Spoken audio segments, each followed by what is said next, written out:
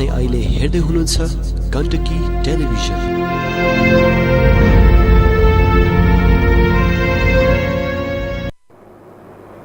गण्डकी टेलिभिजनको नियमित प्रस्तुति कार्यक्रम द भ्यूमा यहाँहरूलाई स्वागत छ। नमस्कार, म रामचन्द्र राई। प्रिय दर्शक महानुभावहरू, मुलुकमा विद्यमान लामो राजनीतिक सङ्क्रमण, पछिल्लो वैशाख 12 को भूकम्प लगत्तै नाकाबन्दी, यी सबै चोटहरूबाट मुर्झाएको देश र देशवासीहरूको घाउमा मलमपट्टी लगाउने दिन कहिले आउला? आज हामी खास यो विषयमा केन्द्रित रहेर छलफल गर्न गइरहेका छौँ। आजको कार्यक्रममा हामीसँग हुनुहुन्छ वाणिज्य तथा आपूर्ति मन्त्री गणेश मान पुन। उहाँ एकीकृत नेकपा माओवादीको पोलिट ब्युरो सदस्य पनि हुनुहुन्छ। आउनुहोस्, उहाँलाई स्वागत गरौँ। नमस्कार मन्त्रीजी, यहाँलाई स्वागत छ कार्यक्रममा। धन्यवाद। तपाईसँग कार्यक्रमको सुरुवात गर्दा चाहिँ मैले एउटा उखानबाट कार्यक्रमको सुरुवात गर्छु। एउटा उखान छ, बर्मा गए कर्मसँग, नेपाल आए कपालसँग। मुलुकमा यत्रो ठुलो राजनीतिक परिवर्तन भयो, जनताहरूले के पाए? राजनीतिक परिवर्तन जुन भएको छ, यो राजनीतिक परिवर्तनबाट वास्तवमा नेपाली जनताले चाहिँ एउटा ठुलो ऐतिहासिक परिवर्तन पाएका छन्। त त्यसको अन्तिम म्यानेजमेन्टमा चाहिँ लान चाहिँ बाँकी छ। खास गरी अहिले चाहिँ संविधान, गणतन्त्र संघीयता, धर्मनिरपेक्षता, समानुपातिकता लगायतको, समावेशिता लगायतको संविधान प्राप्त भएको छ। त्यसलाई चाहिँ अब अन्तिम कार्यान्वयन गर्ने र त्यसलाई चाहिँ आर्थिक समृद्धिमा बदल्न अझै बाँकी छ। त्यो यात्रा चाहिँ लागेको छ। त्यो यात्रामा चाहिँ लाग्नु नै वास्तवमा जनताको प्राप्ति हो। तपाईँ वाणिज्य तथा आपूर्ति मन्त्री हुन त कस्तो समयमा हुनुभयो, समयले पनि सन्दर्भले पनि फरक पार्ने होला, होइन? तपाईँको पालामा के परिवर्तनहरू अहिलेसम्ममा भएका चाहिँ परिवर्तनहरू के हो? अब तपाईँको यतिखेर वास्तवमा धेरै नै अप्ठ्यारो अवस्थामा आउँदाखेरि म जति बेला चाहिँ कार्तिक 1 गते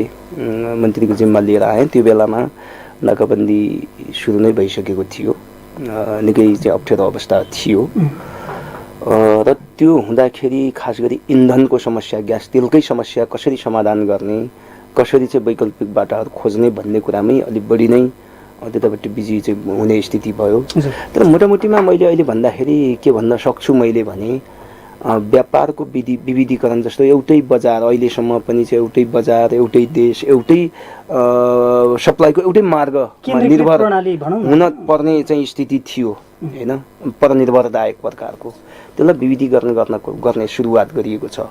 र त्योमा आउन बित्तिकै तीव्र गतिमा त्यो चाहिँ एमओयूमा सिग्नेचर भयो। त्यसपछि त्यो भएर अहिले अन्तिम अवस्थामा पुगेको छ र अब त्यसको लागि अरू पूर्वाधारसँग सम्बन्धित विभिन्न सम्झौताहरू पनि भए। पार्वनको चाहिँ कुरा पनि भयो। पार्वनको तयारी पनि वास्तवमा अहिले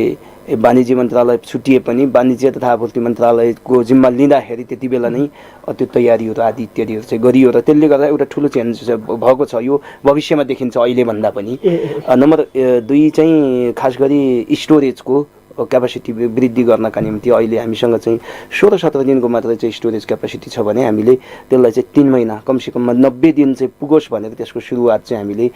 गरेका छौँ। र जस्तो 5 खाल, खैरेनी टार या चाहिँ नुवाकोटको चाहिँ बट्टार लगायतका ठाउँहरूमा केही चाहिँ सुरुवात चाहिँ हामीले गरेका छौँ र देशको सबै प्रदेशहरूमा कमसेकम स्टोरेज चाहिँ होस्, होइन, भण्डारण क्षमता चाहिँ वृद्धि होस् भनेर कमसेकम अहिले त्यो पाइला हामीले चाल्यौँ। एउटा त्यो हो भने अर्को कुरा भनेको हामीले एकदमै सङ्कटको घडीमा वास्तवमा नेपाली जनतालाई तपाईँको यो मिडिया मार्फत, यो गण्डकी टिभी मार्फत पनि मैले चाहिँ स्यालुट गर्न चाहन्छु। मैले आज बिहान मात्रै पनि यहाँको प्रमुख जिल्ला अधिकारी सहितको चाहिँ आपूर्ति व्यवस्थापन र आपूर्ति व्यवस्थापन अनि अनुगमन समितिको बैठक, उच्च अधिकारीहरू चाहिँ सुरक्षा निकायका सबै उपभोक्ता हित संरक्षणसँग सम्बन्धित र चाहिँ अब प्राइभेट पार्टीका मान्छेहरूसँग, प्राइभेट संस्थाका चाहिँ प्रतिनिधिहरूसँग चाहिँ मैले अन्तर्क्रिया, छलफल, बैठक र निर्देशन चाहिँ दिएँ र वृहत हिसाबले अनुगमन र उपभोक्ताहरूको हित संरक्षण गर्ने कुरालाई चाहिँ अभियानको रूपमा थालनी गर्नुपर्छ भन्ने एउटा कन्सेप्ट चाहिँ बनाइएको छ। र मैले अझ अलिकति तपाईँलाई मैले यसमा जोडौँ मन्त्रीजी। जस्तो अनुगमनको विषयले लिएर तपाईँहरूले आज पोखराको विभिन्न अफिसहरू अनुगमन गर्नुभयो नि, होइन? हो। के पाउनुभयो? खास गरी आपूर्तिसँग सम्बन्धित खाद्य संस्थान, होइन, साल ट्रेडिङ र नेसनल ट्रेडिङ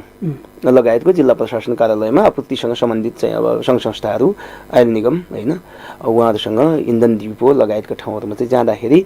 अहिले मोटामोटी मैले त्यही भन्दै थिएँ कि तपाईँको रेडियो मार्फत के अरे टिभी मार्फत मैले भन्दै थिएँ कि नेपाली जनतालाई स्यालुट गर्न चाहन्छु भनेर मैले जो भन्दै थिएँ त्यही स्थिति अहिले सहज हिसाबले त्यो प्रक्रियालाई चाहिँ अगाडि बढाएको र खास गरी खाद्यान्नको हकमा यहाँ चाहिँ त्यति धेरै चाहिँ समस्या नभएको र केही मुस्ताङ लगायतका केही जिल्लाहरूको लागि चाहिँ अब ढुवानी भइराखेको र त्यसको चाहिँ अलिकति नयाँ बिजनेस प्लान बनाएर चाहिँ अगाडि जानुपर्ने साल ट्रेडिङको पनि सहज हिसाबले चाहिँ अप्ठ्यारो अवस्थामा पनि उहाँहरूले धानेको तर त्यहाँ चाहिँ स्टोरेज गर्ने क्यापासिटी चाहिँ 2 महिनाको मात्रै भएको जबकि राष्ट्रमा चाहिँ यो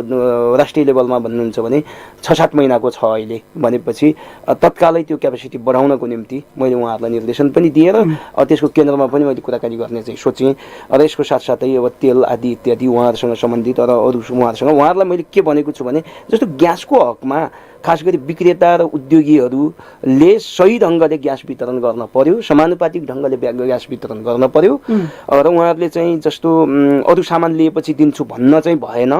अर्को कुरा चाहिँ जो होल भएर चाहिँ सिलिन्डर चाहिँ भएका छन् त्यो निकाल्न पर्यो र त्यो कुरा गर्नको निम्ति मैले कडाइका साथ तपाईँहरूले नियमन व्यवस्थापन गर्नुहोस् भने मैले सिडिओ साहबलाई पनि ल तपाईँले यसको चाहिँ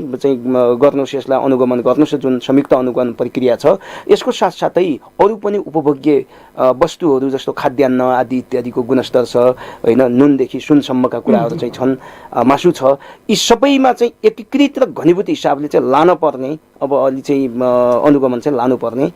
देखा पर्यो तेलको हकमा पेट्रोल अलि चाहिँ सहज भइसकेको डिजेल खास गरी विकास निर्माणको कामलाई चाहिँ अपुग भइराखेको र ग्यासको हकमा चाहिँ अलिकति यहाँ चाहिँ एउटा हल्ला मैले के पाएँ भने वैशाखमा फेरि चाहिँ नाकाबन्दी हुन्छ कि भनेर होल गर्ने प्रवृत्ति पनि भएको पाएँ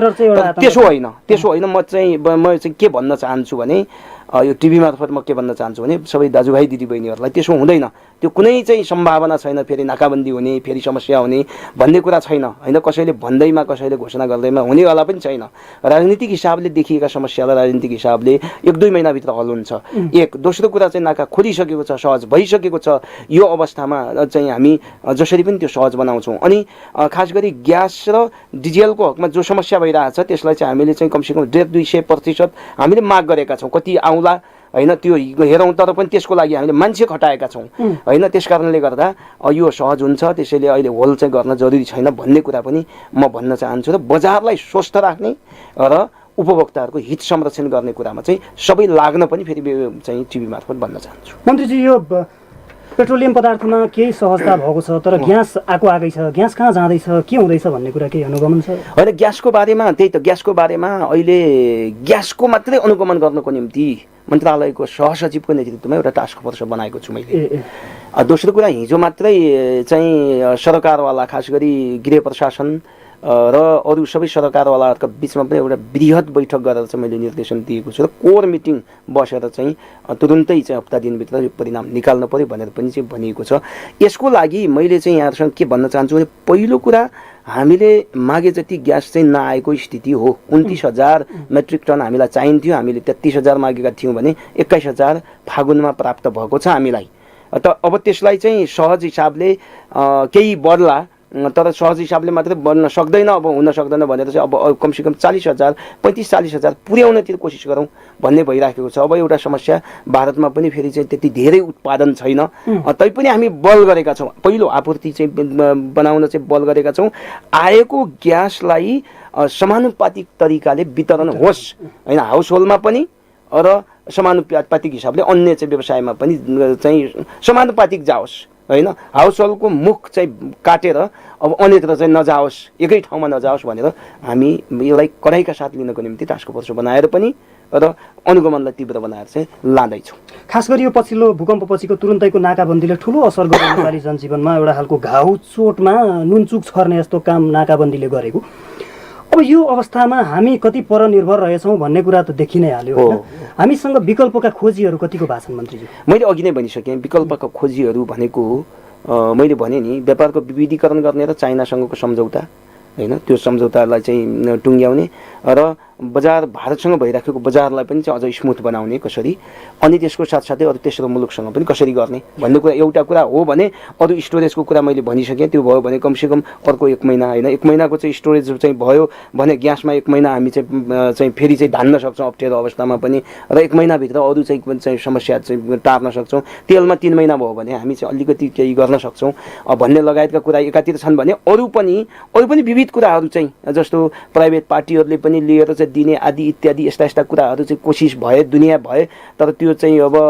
त्यति सम्भव भएन अप्ठ्यारो अवस्थामा चाहिँ लिएनन् सप्ठ्यारो अवस्थामा चाहिँ लिएर चाहिँ समस्या हुन थालेपछि मैले नै प्रस्ताव गरेर त्यसलाई पनि चाहिँ बन्द गर्ने कामहरू चाहिँ भयो यी लगायतका कुराहरू चाहिँ प्रयासहरू भएका छन् त्यो त मन्त्रीजी कस्तो हो भने अन्तबाट एक्सपोर्ट गर्ने कुरा भयो होइन जस्तो नेपालकै वैज्ञानिकहरूले नेपालकै युवाहरूले विभिन्न समयमा विभिन्न आविष्कारहरू होइन खोज अनुसन्धानहरू गरिरहेका छन् जस्तो पेट्रोलको विकल्प यो हुनसक्छ भनेर एकजना युवाले देखाइ पनि दिए होइन गाडी कुदाएर पनि देखाइयो त्यस्तो युवाहरूलाई अब हाम्रो आफ्नै नेपालकै युवा शक्तिलाई प्रोत्साहन गर्ने कुरा र त्यसलाई चाहिँ विकल्पको रूपमा प्रयोग गर्ने कुरा चाहिँ राज्यले कतिको जिम्मेवारी श्वेत पत्र मार्फत होइन सरकारको श्वेत पत्र मार्फत पनि त्यसलाई चाहिँ जारी गर्न कोसिस गरियो अनि अब अन्तर्मन्त्रालय छलफल गरेर पनि केही कुराहरू चाहिँ गर्न कोसिस गरियो जस्तो वैकल्पिक ऊर्जाका कयौँ उपायहरू छन् सौर्य ऊर्जा छ अरू छन् बायोब्रिकेट छ या बायोग्यास छ यस्ता खालका उपायहरू पनि हामी चाहिँ गर्न पर्छ त्यो कुरा होइन त्यो कुरा गरेर मात्रै चाहिँ गर्न सकिन्छ जस्तो तेलको बाहिर परनिर्भर हुने स्थितिलाई अन्त गर्नको निम्ति हामीसँग भएका जे चिजहरू छन् एउटा तेलकै हकमा पनि उत्खनन लगायतका कुरा अब अहिले एउटा सम्झौता चाहिँ भएको पनि छ चाइनासँग त्यो उत्खनन गर्नका निम्ति त्यसको चाहिँ फिजिबिलिटी अध्ययन गर्नका निम्ति भनेर चाहिँ एउटा त्यो भएको छ भने अर्को त्यो मात्रै तेल मात्रै पनि एउटा विकल्प होइन विकल्प त अरू पनि विकल्पहरू छन् थुप्रै विकल्पहरू छन् अब यो हाइड्रो पावरकै कुरा छ या अरू वैकल्पिक ऊर्जाको कुरा छ हामीसँगै भएका कुराहरू छन् त्यसैले ती कुराहरूको विकल्प खोज्नको निम्ति सरकारको त्यो पनि योजना छ मन्त्रीजी धेरै जसो जनताहरू झुकिए कसरी भने आयो भन्ने खबर आयो अनि त्यसपछि गयो भनेर भनियो होइन फेरि आयो गयो यो बिचमा थुप्रै त्यस्तो खालको एउटा खालको बार्गेनिङ जस्तो होइन बेला बेलामा दिगदारी खबरहरू जस्तो सुन्नमा थुप्रै आए पछिल्लोचोटि चाइनामा जुन सम्झौता भएको छ अब यसको दूरगामी महत्त्वको बारेमा पछि म आउँछु तपाईँसँग तर बहुचर्चित इन्धन सम्झौता चाहिँ नभएको हो हुन नसकेको अथवा केही कारणहरू छन् अब अहिले यसपटक चाहिँ होस् भन्ने कुरा सबैको पनि थियो अब मैले पनि चाहिँ यसलाई चाहिँ धेरै नै प्रयास चाहिँ गरिराखेको थिएँ र अहिले कमसेकम चाहिँ के चाहिँ भएको छ भने यही प्रधानमन्त्रीको चाहिँ अहिलेको फर्ममा सबै कुरा हुन नसके पनि सैद्धान्तिक हिसाबले त्यो चाहिँ दुई देशको एउटा कम्युनिकेमा परेको छ एउटा विषय भने अर्को चाहिँ केही पूर्वाधारका विषयहरूमा चाहिँ सहमति कुराकानीहरू भएको छ त्यसले गर्दा अब यो अहिले यति बेला नभए पनि यसको चाहिँ पहिले नै एमओयू भइसकेको र पहिले पनि सरकारको बिचमा सहमति भएको र अहिलेको सैद्धान्तिक सहमतिले अहिलेको चाहिँ कुराले झन् चाहिँ त्यसलाई अगाडि बढाएको हुनाले तुरुन्तै यसलाई चाहिँ गर्न सकिन्छ अब यति नै बेला भएको भए हुन्थ्यो भन्ने कुरा चाहिँ जनताको पनि तपाईँ हाम्रो पनि प्रयास पनि यो थियो तर जे भए पनि अब यो तुरुन्तै गर्न सकिन्छ त्यही त जनताले के चाहियो भने हुन त को कति बेला अब कस्तो अवस्थामा सहजमा अथवा अप्ठ्यारोमा जिम्मेवारी सम्हाल्न पुग्यो भन्ने कुरा पनि अब त्यसको पछाडि कारण त होला नै तर अलि अधैर्य अलि बढी आशा गर्ने अलि बढी आशा गरेको कुरा पुरा नहुने बित्तिकै तुरन्त निराशा भइहाल्ने खालको हामी कहाँ एउटा संस्कार चाहिँ छ होइन त्यो स्वाभाविकै पनि हो होइन परिणाम छिटै चाहिन्छ जस्तो यहीको कुरा गर्नुहुन्छ भने पनि जुन गतिमा एकदमै तीव्र गतिमा एमओयू भयो नि त्यही गतिमा फेरि चाहिँ पछिल्लो पटक तेल ल्याउँ भन्ने चाहिँ थियो नि त हाम्रो त्यो कोसिस हाम्रो पनि थियो जनताको चाहिँ हुनु पनि स्वाभाविक हो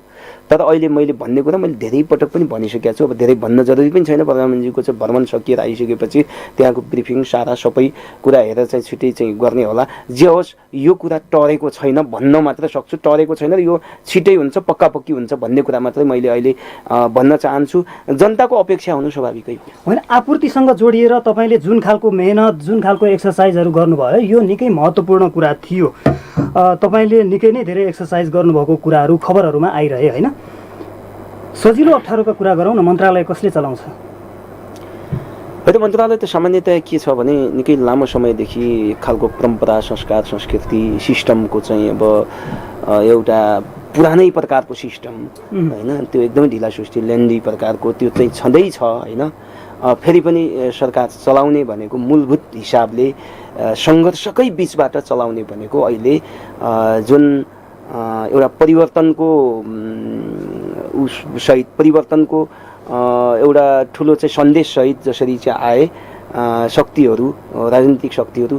तिनैले चलाउन चाहिँ कोसिस चाहिँ गरिराखेका छन् त्यो चाहिँ भइराखेको छ तर कयौँ सम्झौताको बिचबाट जानुपर्ने बाध्यता र सिस्टमले चाहिँ कतै न कतै चाहिँ डिस्टर्ब गर्ने स्थिति जो छ जो अब भर्खर संविधान बनेको छ त्यसको कार्यान्वयन त्यसका चाहिँ सबै नीति संविधान अनुसार त्यो संविधानको भाव अनुसार नियम नीति चाहिँ पुनरावलोकन र त्यसको त्योसँगको चाहिँ भाव अनुसारको तर्जुमाले पनि त्यो कुरा चाहिँ हल गर्दै जाला जे होस् अब मूलभूत हिसाबले अहिले चाहिँ राजनीतिक शक्तिहरूले नि त्यो चाहिँ चलाइराखेका छन् भन्न चाहिँ पर्दछ। म एकैछिन ब्रेक लिन्छु। आदरणीय दर्शक महानुभावहरू, गण्डकी टेलिभिजनमा कार्यक्रम द भ्यू हेर्दै हुनुहुन्छ। आज हामीसँग हुनुहुन्छ एकीकृत नेकपा माओवादीका पोलिट ब्युरो सदस्य तथा आपूर्ति मन्त्री गणेश मानकुन। एकैछिन ब्रेक।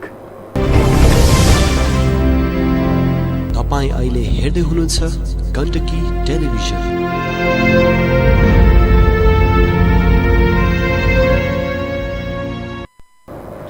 ब्रेकपछि स्वागत छ। यो गण्डकी टेलिभिजन हो, कार्यक्रम द भ्यू हेर्दै हुनुहुन्छ। आज हामीसँग हुनुहुन्छ आपूर्ति मन्त्री गणेश मानपुन। मन्त्रीज्यू, यहाँलाई स्वागत छ। धन्यवाद। अब पछिल्लोचोटि प्रधानमन्त्री केपी शर्मा ओली नेतृत्वको चाइना भ्रमण टोलीले एउटा खालको सम्झौता यातायात पारवाहनदेखि लिएर विभिन्न सम्झौताहरू गरेको छ नि, यो सम्झौताले मुलुकको विकासमा दूरगामी अर्थ चाहिँ के राख्ला? यसले अब धेरै ढोकाहरू खोलेको छ। पर्वन सन्धि अब अहिलेसम्म चाहिँ नहुनु, खुला व्यापार सम्झौता अहिलेसम्म नहुनु हाम्रो लागि वास्तवमा एउटा विडम्बना पनि थियो, तर त्यो तोडिएको छ। एक दोस्रो कुरा, यो सँगसँगै अरू थुप्रै कुराहरू 10वटा विषयवस्तुहरू जो आएका छन्, तपाईँको रोड कनेक्टिभिटीका कुराहरू होइन, त्यो इन्फ्रास्ट्रक्चरसँग सम्बन्धित कुराहरू, अब यहीँकै पोखराकै चाहिँ एयरपोर्टसँग सम्बन्धित कुरो होइन, ट्रेन अब अरू ट्रान्सपोर्टेसनका कुराहरू लगायतका धेरै विषयहरू जो भएका छन्, यसले चाहिँ नेपालको विकासमा नेपालको यो कुरालाई यो जुन चाहिँ सुविधा छ यो सुविधालाई यो फाइदालाई चाहिँ लिन सक्ने हो नेपालले चाहिँ हामीले भने यो धेरै नै महत्त्वपूर्ण ढोका खोलेको छ। हामी यसको अर्थ के हो भने कुनै समय भएको सम्झौता, त्यो 1950 को सम्झौताका कारण अहिले पनि हामी पिरोल लिएका छौँ, त्यस्तो स्थितिमा पछि पुग्नुपर्ने स्थिति आउँछ कि आउँदैन? त्यस्तो हुँदैन। बेला बेलामा पुनरावलोकन चाहिँ समय परिस्थिति अनुसार त्यसलाई परिमार्जन, पुनरावलोकन आदि इत्यादि चाहिँ भइरहनुपर्छ, थपिनुपर्छ, घट्नुपर्छ, ती कुराहरू चाहिँ भइरहन्छन्। त्यो कुरा नगर्दाखेरि चाहिँ समस्याहरू हो। त्यसैले त्यस्तो खालको स्थिति हुँदैन, एक होइन। अब दोस्रो कुरा, यसले चाहिँ अरू धेरै जनताको बिचको चाहिँ सम्बन्ध, नेपालको पर्यटनको विकास होइन, नेपालको आपूर्ति आदि इत्यादि यी कुराहरू चाहिँ एउटा अति जरुरी कुराहरू जो छन्, यो कुरासँग नेपाल चीनको चाहिँ सम्बन्ध जो छ र अब संविधानले जुन प्रकारले अहिले चाहिँ नयाँ चाहिँ एउटा भिजनसहित गाइड गरेको छ, त्यो अनुसार सरकार, संविधान, अबका शक्ति, अबका एलायन्स अगाडि बढ्नै पर्छ। त्यस भन्नाले हिजोको जस्तो स्थिति हुँदैन। त्यो सम्झौताले एउटा वातावरण, एउटा वस्तुगत परिस्थितिको माग गर्ला होइन। हामी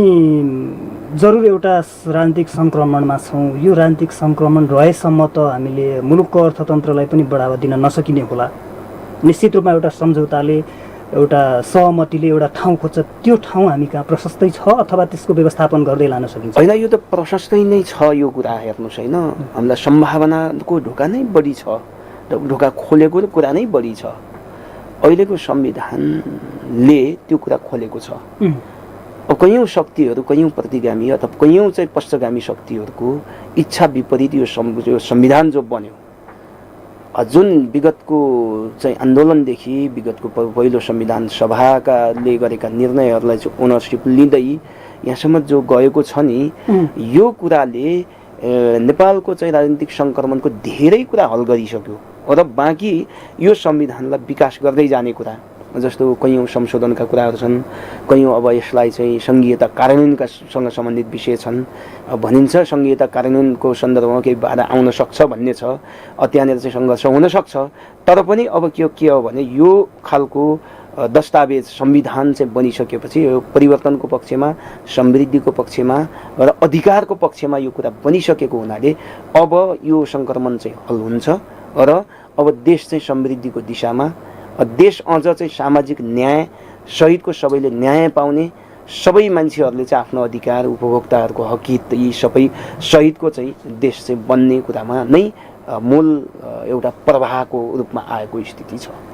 हामीले अब मुलुकको अर्थतन्त्रलाई वृद्धि गरेर लैजानको लागि अब खास गरी तपाईँहरू आफूलाई योजनाकारको रूपमा चिनाउन चाहनुहुन्छ अथवा योजनाकारको रूपमा नयाँ नेपाल निर्माणको योजनाकार भनेर पनि चिनाउनुहुन्छ। के हुन्छन् त्यस्ता अबको चाहिँ परिवेशमा चाहिँ मुलुकको अर्थतन्त्रलाई वृद्धि गरेर लैजानको लागि भावी योजनाहरू अथवा भावी विकल्पहरू के हुन सक्छन् सर्वसाधारणले अवलम्बन गर्न पर्ने? अहिलेको राजनीतिक दस्तावेज मुक्तिको राजनीतिक दस्तावेज छ, त्यसको आधारमा अब हामीले देशलाई चाहिँ आत्मनिर्भरताको दिशामा र यो बेलामा आत्मनिर्भरताले मात्रै पनि हुँदैन, यसलाई चाहिँ परस्परमा निर्भरता सबैतिर जस्तो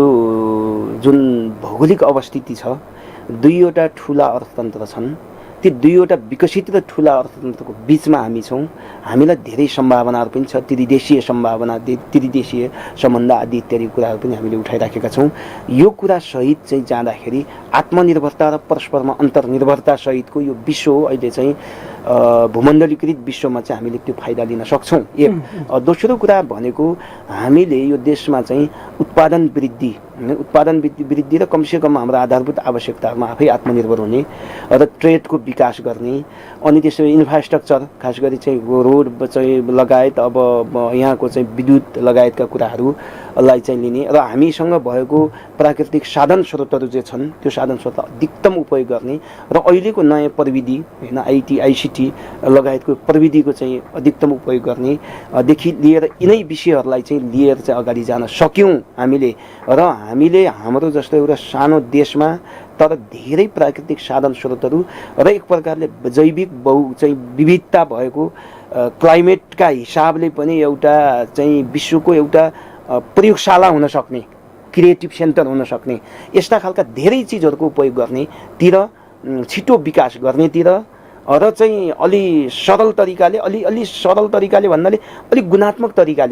अलिक गुणात्मक खालका प्रोडक्टहरू चाहिँ दिनेतिर चाहिँ हामी लाग्नुपर्छ। न यी कुराहरू सहित अगाडि जाने योजना नै अहिलेको हाम्रो योजना। न हामी बढी दुःख गर्ने न हामी बढी सुख भोग गर्ने त्यो थितिमा बाँचिरहेको स्थिति हो, न मरिजानु न गरी खानु स्थितिमा बसिरहेको हो। यसरी सरस्वती हेर्दा देश न इथियोपिया बन्न सक्छ न सिङ्गापुर बन्न सक्छ भनेर कल्पना एउटा खालको त्यो कुरा पनि गर्न सकिएला नै। फेरि पनि त्यो बीचका सम्भावनाहरू के देख्नुहुन्छ? सम्भावना मैले अब कुनै देश पनि नभनौँ, कुनै चाहिँ अब एउटा मोडेल पनि चाहिँ मात्रै पनि नभनौँ, नेपालकै जो साधन स्रोत छ र आफ्नो अवस्थिति छ नि होइन, दुईवटा चाहिँ मैले भनिसकेँ। मौरी एउटा चरणमा एउटा चाहिँ निकै फुलै फुल भएको तोरीको या अरू कुनैको चिउरीको फुलै फुल भएको एउटा ठुलो चाहिँ जङ्गलको बिचमा भएको घार जस्तै चाहिँ यो देश छ नि, यसलाई चाहिँ त्यस प्रकारले नै विकास गर्ने र एउटा रणनैतिक हिसाबले सामरिक हिसाबले पनि त्यसरी विकास गर्ने र आर्थिक हिसाबले पनि त्यतातिर विकास गर्ने नै अहिले बढी चाहिँ सम्भावनाको कुरा र हामी बाटो त्यतातिर लागेकै कुरा हो। तर त्यसका लागि धेरै नै सांस्कृतिक चेन्ज, धेरै नै हामीले चाहिँ कार्यशैलीगत धेरै नै मेहनत चाहिँ गर्नुपर्दछ। विशेष गरी अहिलेको चाहिँ युवा जेनेरेसनले त्यो कुरालाई बुझ्नुपर्छ, आफ्नै देश कसरी बनाउने भन्ने कुरालाई चाहिँ गर्नुपर्छ, त्यतैतिर छ अहिले चाहिँ। तपाईँले मौरी र घारसँग लिएर विषय उठान गर्नुभयो, लगभग कार्यक्रमको अन्त्यतिर छौँ। तपाईँले यो भनिदिनुहोस् कि अब के हामी यही जनशक्तिलाई र त्यही संयन्त्रलाई लिएर त्यो खालको टिमवर्कमा जुट्न सक्ने स्थिति हो? यो अहिलेको स्थिति अथवा त्यसले एउटा नयाँ अभ्यासको माग गर्दैछ, देशले नयाँ अभ्यासको माग गर्छ। जस्ताको तस्तै अहिले नै यही पाराले यत्तिकै हिसाबले चाहिँ हुँदैन। हामीले जे सङ्घर्ष गरिरहेका छौँ, गर्न खोजिरहेका छौँ, त्यो कुरा गर्न जरुरी छ र फेरि चाहिँ आम रूपमा चाहिँ अभियानको रूपमा लिन जरुरी छ। एकाध मान्छे चाहिँ सिंहदरबारमा बस्ने एकाध मान्छेले भाषण गर्न मात्रै पनि हुनेवाला छैन। पुरै जनता एकपटक चाहिँ लाग्ने कुरा र त्यहाँ बस्ने मान्छेले चाहिँ त्यसलाई चाहिँ ड्राइभ गर्ने कुरा, जनताको इच्छा आकाङ्क्षा र चाहिँ जनताको मेहनतलाई चाहिँ प्रतिबिम्बित गरेर चाहिँ नीति निर्माण गर्ने कुरा, त्यसरी जान जरुरी छ। र सिंहदरबारलाई पनि त्यसरी पुनर्संरचना गर्न जरुरी छ र त्यो पुनर्संरचना देशलाई नै सँगै पुनर्संरचना गर्ने चाहिँ हाम्रो देश के अरे हाम्रो संविधानले दिइ पनि सकेको छ। त्यो पुनर्संरचना गर्दै अधिकार ठिक ढङ्गले चाहिँ दिँदै जाँदा र त्यसलाई प्रयोग गर्दा यहाँ साधन स्रोत राम्रो किसिमले प्रयोग गर्दाखेरि मलाई लाग्छ त्यो तीव्र गतिमा अगाडि बढ्न सक्छौँ। हस् मन्त्रीज्यू, व्यस्त समयका बावजुद यो समय दिनुभयो यो संवादको लागि यहाँलाई धेरै धेरै धन्यवाद छ। धन्यवाद मेरो पनि। आदरणीय दर्शक महानुभावहरू, उहाँ हुनुहुन्थ्यो आपूर्ति मन्त्री तथा एकीकृत नेकपा माओवादीका पोलिट ब्युरो सदस्य गणेशमान पुन रश्मि। आजको यो कार्यक्रम यो संवादसँगै टुङ्गिएको छ। भोलि हामी नयाँ प्रसङ्ग र नयाँ अतिथिका साथ उपस्थित हुनेछौँ। बिदा दिनुहोस्, नमस्कार।